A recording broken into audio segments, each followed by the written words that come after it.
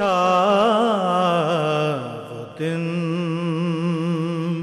حرم پاک. اعوذ باللہ من الشیطان الرجیم. بسم اللہ الرحمن الرحیم. پروگرام حق ٹائم محرم اسپیشل کے دوسرے پروگرام کے ساتھ آپ کا میزبان شاہد بدامی حاضر ہے. ناظرین، نواسۂ رسول حضرت امام حسین علیہ السلام کی یاد کو تازہ کرنے کے لیے حق ٹی وی کے اس پروگرام میں آج بھی ہمارے ساتھ ہمارے مہمان ہیں مولانا محمد رضا تاؤدانی صاحب. مولانا صاحب میں آپ کو خوش آمدید کہتا ہوں اس پروگرام میں. مولانا صاحب، ظاہر ہے کہ جب محرم کا مہینہ آتا ہے تو کربلا کے واقعہ، امام حسین، یہ تمام چیزیں ایک دوسرے سے بالکل ملی ہوئی لازم و ملزوم لگتی ہیں. صحیح. سوال میرا آپ سے یہ ہے کہ اس سے پہلے کہ ہم اس پروگرام کو آگے بڑھائیں، امام حسین کی شخصیت کے بارے میں اگر آپ کچھ کہنا پسند فرمائیں. بنیادی طور پر دیکھیے، یہ سوال ظاہر ہے کہ یعنی سورج کی کیا انسان تعریف کرے گا. سب جانتے ہیں کہ سورج کیا ہے. اسی طرح سے امام مظلوم کی قربانی جو ہے وہ اتنی متاثر کرنے والی، اتنی مؤثر قربانی یہ ہے کہ اس نے تو نہ فقط کسی ایک فرقے کو بلکہ پوری امت مسلمہ کو، بلکہ اگر آپ اور براڈر اسپیکٹرم میں دیکھیں تو جو غیر مسلم ہیں ان کو بھی متاثر کیا ہے. یہاں تک کہ ہندو ہوں، پارسی ہوں، کرسچنز ہوں، یہاں تک کہ فرانسیسی شعراء نے کربلا کے واقعات کو اپنی نظم اور نثر کی زینت بنایا. انسان کو بیدار تو ہو جانا تو ہر قوم پکارے گی ہمارے حسین. تو خود امام مظلوم کی قربانی کے اندر اتنی جاذبیت تو ہے. تو اس اعتبار سے امام کا جو یہ والا انٹروڈکشن ہے کہ کربلا کے واقعے کے وہ شہید ہیں، کربلا کے واقعے کے مرکزی کردار ہیں، اس اعتبار سے تو سبھی تقریباً جانتے ہیں، ماں سوائے چند ایک اللہ ماشاء اللہ، یعنی اللہ بہت محدود کچھ تعداد ہو جس کو نہ معلوم ہو تو ایک الگ بات ہے. ورنہ جہاں جہاں محمد مصطفیٰ صلی اللہ علیہ وآلہ وسلم کا کلمہ پڑھا جاتا ہے اور غیر مسلم اتنا جانتے ہیں کہ پیغمبر اکرم کا لایا ہوا یہ دین ہے، جو پیغمبر اکرم پر وحی نازل ہوئی اور پیغمبر اکرم نے یہ دین پیش کیا، تو وہ چاہے مسلمان ہو یا نہ ہو اسے یہ معلوم ہے کہ اس دین کو بچانے والی ذات کا نام ہے حسین ابن علی جو وارث پیغمبر ہے. تو یہ تعارف تو ہے. مگر اس کے علاوہ بھی اگر آپ دیکھیں تو امام مظلوم کا تعارف تو ہمیں بچپن ہی سے نظر آتا ہے کہ پیغمبر اکرم مثلا مسجد نبوی کے اندر جب سجدے کے عالم میں ہمارے امام مظلوم پشت پر سوار ہو جاتے ہیں تو حالانکہ بچپنا ہے. اس اعتبار سے تو یہ ہونا چاہیے تھا کہ پیغمبر اکرم اپنے نواسے کو حالت سجدہ میں اتار دیتے، مگر کبھی ایسا نہیں ہوا، بلکہ پیغمبر اکرم اپنے سجدے کو طولانی کرتے ہیں اور سبحان ربی الاعلی و بحمدہ مسلسل پڑھتے چلے جاتے ہیں. اور جب بعد میں لوگ سوال کرتے ہیں تو پیغمبر یہی جواب دیتے ہیں کہ حسین میری پشت پر تھے اور مجھے یہ مناسب محسوس نہیں ہوا کہ میں اس وقت تک انہیں اتاروں جب تک یہ خود اپنی مرضی سے نہ اتر جائیں. اور شاید 70 مرتبہ جی ہاں، یہ تکرار اور جو کثرت کے ساتھ. تو آپ دیکھیں گے یعنی آج کوئی بھی یہ نہیں کہتا کہ سنت رسول یہ ہے کہ اگر نواسا آ جائے کسی امام جماعت کی پشت کے اوپر تو وہ اپنے سجدے کو طولانی کر دے. اسے اتارنا پڑے گا، اس لیے کہ ہر نواسا حسین نہیں ہے. حسین ایک منفرد ذات کا نام ہے. پیغمبر اکرم کو بھی معلوم ہو، یہ تعارف کا طریقہ ہے.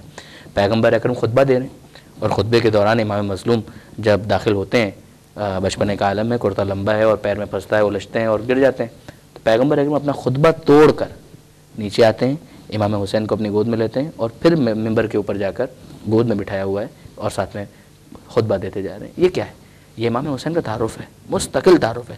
میں پھر آپ کو یاد دلاؤں کہ آج کسی بھی امام جماعت کے لیے یہ سنت رسول نہیں قرار پائے گی کہ اگر اس کا نواسا آ رہا ہو یا اس کا بیٹا آ رہا ہے اور وہ الجھ کر اگر گر گیا ہے تو وہ اترے اور اپنے نواسے کو اٹھائے اور پھر ممبر پر جائے. وہ کسی اور سے کہہ سکتا ہے کہ یہ کام کرے، مگر یہ کہ بہرحال وہ خطبہ توڑ دے یہ نہیں ہوگا. یہ پیغمبر اکرم کا امام مظلوم کا تعارف کرانے کا ذریعہ ہے.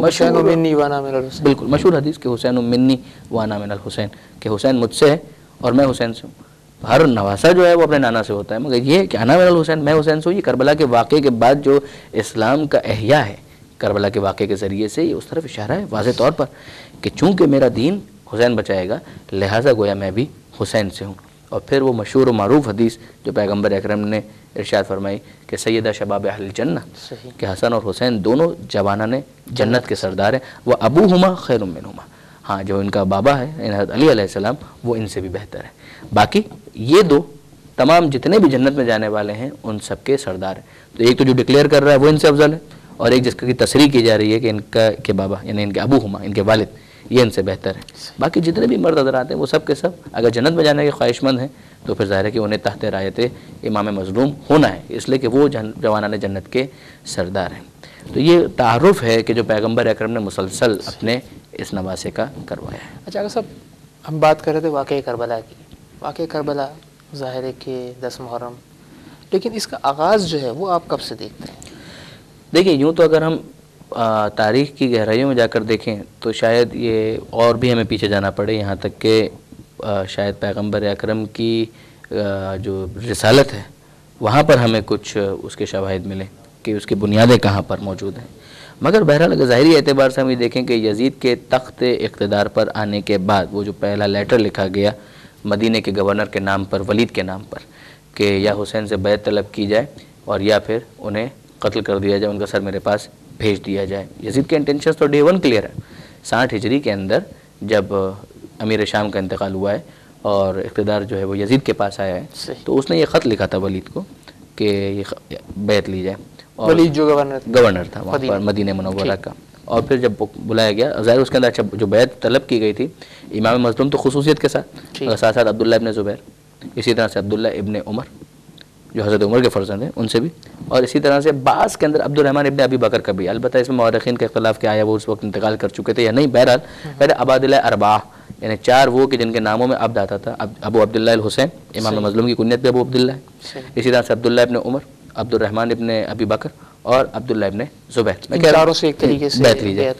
تو اس موقع پر کسی ایک نے بھی بیعت نہیں کی، مگر ظاہر ہے کہ جو سب سے زیادہ خطرہ تھا وہ امام مظلوم سے تھا، لہٰذا عبداللہ ابن عمر جو تھے انہوں نے کوئی خاص ریئیکشن شو ہی نہیں کیا کسی قسم کا، مگر بیعت بھی نہیں کی۔ یعنی بعد میں ظاہر ہے کہ جو ان کی کیفیت ہوئی وہ ایک الگ اس بحث ہے اس کے بعد، لیکن عبداللہ ابن عمر کی طرف سے کسی خاص ریئیکشن کی نہ توقع تھی اور نہ ہی وہ ریئیکشن آیا۔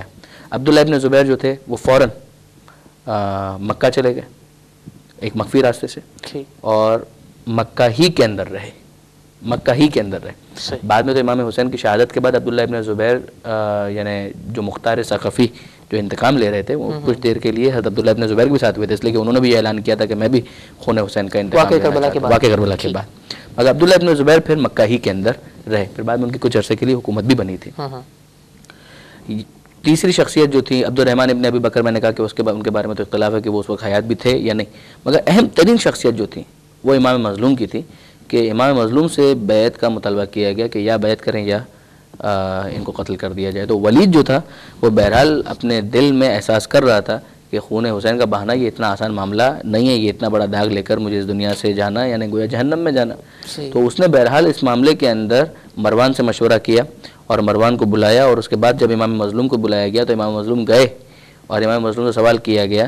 امام مظلوم نے کہا کہ یہ تو رات کا معاملہ ہے، دن میں آنا دیکھیں گے کیا کرنا ہے کیا نہیں کرنا۔ آپ دیکھیں گے کہ امام مظلوم نے حکمت سے کام لیا ہے ابتدا میں، یعنی کسی طریقے سے بھی یہ کشت و خون کو ٹالا جائے۔ تو اس موقع پر مروان نے کہا کہ یا تو ان سے اس وقت بیعت لو یا جیسا تم کو آرڈر دیا گیا ویسے ان کو قتل کر دیا جائے۔ اس موقع پر امام مظلوم یعنی یہ پھر اس طریقے سے اگر امام حسین سے بات کی جائے، امام حسین نے جواب دیا کہ کون میرا قتل کرے گا، کون میرا خون بہائے گا، تم یا تم، کون کرنے والا ہے؟ اور اس کے بعد پھر امام مظلوم نے وہ جواب دیا کہ جو پھر آخر تک امام کا موقف تو یہی رہا کہ مثلی لا یبایع مثلا، مجھ جیسا اس جیسے کی بیعت نہیں کر سکتا، ممکن نہیں ہے۔ خاندان بنی ہاشم کے جواب یہ امام کا جو اصولی موقف ہے اس میں تو پھر کوئی تبدیلی نہیں ہے۔ تو یہ جواب امام مظلوم کا جو تھا، اس کے بعد پھر امام آ گئے۔ اگلے دن یا ایک آدھ دن کے بعد پھر یہ مروان نے امام مظلوم سے راستے میں ملاقات کی ہے، اور اس ملاقات کے دوران امام سے باقاعدہ کہا ہے کہ میں آپ کو ایسا مشورہ دینا چاہتا ہوں جو آپ کی دنیا کے لیے بھی اچھا ہے اور آخرت کے لیے بھی اچھا ہے۔ اچھا، امام مظلوم کی یہ اعلیٰ ظرفی ہے، انہوں نے کہا کہ اچھا بیان کرو، تم کیا بیان کرنا چاہتے ہو؟ اور اس نے جواب یہ دیا کہ آپ یزید کی بیعت کیجئے، یہ آپ کی دنیا کے لیے بھی اچھا ہے اور آپ کی آخرت کے لیے بھی اچھا ہے۔ یعنی آپ دیکھیے کہ معاملات کے حد تک خراب ہو چکے تھے کہ یزید جیسے شخص کی بیعت کرنا چلے دنیا کے لیے وہ کہے کہ اچھا ہے کہ مادی اعتبار سے آخرت کے لیے بھی اچھا ہے۔ امام کا جواب یہ تھا کہ وہ علی الاسلام بعد السلام، کہ واقعاً اگر یہی اسلام ہے کہ جس میں یزید کی بیعت کرنے میں آخرت کی بھلائی ہو تو ایسے اسلام کو دور سے سلام ہے، وَإِنَّا لِلَّهِ وَإِنَّا إِلَيْهِ رَاجِعُونَ۔ یہ امام کا اصولی موقف تھا جس پر امام آخر تک رہے۔ پھر امام مظلوم نے مدینہ، اس لیے کہ وہاں پر تو یہ آرڈر آ چکے تھے، تو جس طریقے سے پیغمبر اکرم نے گویا مکے سے ہجرت کی مدینہ کی طرف، امام مظلوم نے مدینہ سے ہجرت کی مکہ کی طرف، مدینہ چھوڑا۔ یہ امام کے لیے واقعاً یہ بھی چھوٹی قربانی نہیں کہ وہ نانا کا علاقہ، نانا کا شہر، قبر پیغمبر اسے چھوڑنا، والدہ کی قبر اسے چھوڑنا، امام حسن مجتبیٰ علیہ السلام کی قبر وہیں پر تھی، یہ تمام یادگاریں انہیں چھوڑ کر جانا یہ آسان نہیں تھا امام کے لیے، مگر امام نے یہ قربانی بھی دی اور اس کے بعد پھر مکہ مکرمہ تشریف لے گئے۔ اس میں وہ کیا بنتا ہے، یعنی امام حسین علیہ السلام مدینے سے چلے جی اور ظاہر ہے کہ کربلا تک کا ایک سفر کیا، صحیح، اور پھر 10 محرم کو واقعہ کربلا جو ہے وہ رونما ہوتا ہے۔ ٹھیک، کیا روٹ ہے امام کا، یہ جو مدینے سے نکل کر کربلا تک جو پہنچے ہیں، اس کا اگر ہم یہ چاہیں کہ اس کا روٹ کیا بنتا ہے، کس طریقے سے امام بنتا ہے؟ بنیادی طور پہ ہمیں ذہن میں 28 رجب کو جو قافلہ چلا ہے مدینہ منورہ سے امام مظلوم کا، 28 رجب سن 60 ہجری کے اندر یہ قافلہ چلا مدینہ منورہ سے۔ ٹھیک، اب اس قافلے کے اندر امام مظلوم بھی ہیں، حضرت عباس بھی ہیں جو آپ سنتے ہیں، جناب علی اکبر بھی ہیں، حضرت علی اصغر علیہ السلام جو بالکل ابھی نو مولود تھے اس موقع پر، صحیح، وہ بھی ہیں، خواتین بھی ہیں، جناب زینب بھی ہیں، جناب ام کلثوم بھی ہیں، جناب سکینہ بھی ہیں، اسی طرح سے جناب ام لیلہ بھی ہیں، جناب رباب بھی ہیں، جناب فروا بھی ہیں، یہ تمام بیویاں پورا یعنی خاندان امام مظلوم جو ہیں وہ چلا۔ اس کے بعد جناب فاطمہ صغرا کے اور جناب ام سلمہ کے یعنی معدود چند کے سب وہاں سے روانہ ہوئے مدینہ منورہ سے۔ اس کے بعد پہنچے مکہ مکرمہ تقریباً 3 شعبان کو، جو اتفاق سے امام مظلوم کی ولادت کی بھی تاریخ ہے، یعنی مکہ مکرمہ 3 شعبان کو پہنچے جو امام مظلوم کی ولادت۔ اب اس کے بعد پھر امام مظلوم مکہ مکرمہ سے نکلے ہیں حج سے پہلے، یعنی حج شروع ہوتا ہے 9 ذی الحجہ کو عرفات کے میدان سے۔ ٹھیک، اب امام مظلوم وہاں پہ حج کا ارادہ کر چکے ہیں، صحیح، مگر حج کا ارادہ کرنے کے بعد وہ شخص جس نے 25 حج پاپ ادا کیے ہیں، 25 حج پاپ ادا کرنے والا امام مظلوم جیسی شخصیت، انہیں حج سے کچھ پہلے مکہ مکرمہ سے نکلنا پڑتا ہے۔ پھر امام نکلتے ہیں مکہ مکرمہ سے اور اب عازم ہوتے ہیں کوفہ کی طرف۔ اس کی وجہ کیا ہے کہ امام مظلوم جو تھے انہوں نے اپنا موقف تو بیان کر دیا تھا کہ میں اس کی بیعت تو نہیں کروں گا۔ اب امام جو رہے ہیں مکہ مکرمہ میں، اسی دوران کوفہ کے اندر وہ لوگ جمع ہوئے ہیں، جب ان کو اطلاع ملی کہ امام مظلوم نے بیعت سے انکار کر دیا ہے اور مکہ مکرمہ آ گئے ہیں، تو پھر وہاں پہ وہ سلیمان ابن سرد خزائی، یہ کوفہ کے حالات میں گزارش کر رہا ہوں کہ کوفہ کے اندر وہ اجتماع ہوا، وہ پہلا ایک گھر کے اندر مختصر سا اجتماع، اور جس میں یہ فیصلہ کیا گیا کہ بھائی امام حسین کو دعوت دی جائے کہ آپ کوفہ تشریف لے آئیے، ہم آپ کا ساتھ دیں گے۔ اور اس کے بعد خطوط آنا شروع، پہلا خط آیا تقریباً 10 رمضان کو۔ اچھا، ہاں، یعنی امام مظلوم پہنچے ہیں 3 شعبان کو تقریباً، اور 10 رمضان المبارک کو پہلا خط آیا ہے کوفے سے امام حسین کے پاس۔ صاحب یہاں ایک بات یہ آتی ہے کہ یعنی پہلا خط جو ہے وہ رمضان کے مہینے میں آیا ہے، جی، اور امام مظلوم نے جو ہے مدینہ رجب کے مہینے میں چھوڑا ہے، رجب کے اختتام پر یعنی جو ایک بات ہوتی ہے کہ چونکہ کوفے والوں کے خط آ رہے تھے اس لیے امام جو ہے وہ مدینے سے نکلے، تو یہ تو نانسنس ہے، یہ تو ایبسولوٹ نانسنس ہے۔ یعنی یہ کہنا تو واقعاً اس بات کی دلیل ہے کہ انسان نے تاریخ کا یا سیرت وغیرہ کا مطالعہ ہی نہیں کیا، اور پتہ نہیں اس کے کوئی قائل اب باقی بھی رہا ہے، یعنی نواسب میں سے شاید ناسبی حضرات میں سے کوئی باقی ہو تو ہو، ورنہ اس کا تو کوئی قائل نہیں۔